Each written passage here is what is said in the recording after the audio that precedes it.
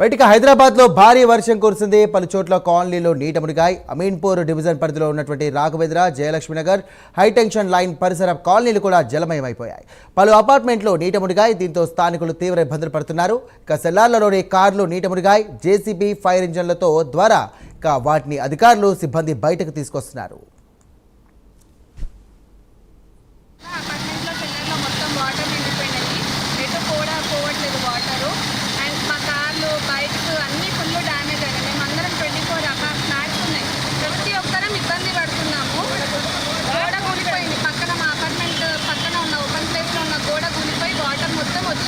మా వాచ్మెన్ వాళ్ళ మీద కూడా సామాన్ బండి పడిపోయి క్లాస్ మొత్తం డ్యామేజ్ అయిపోయినాయి. ఆ పరిస్థితి అయితే అస్సలు బాగాలేదు.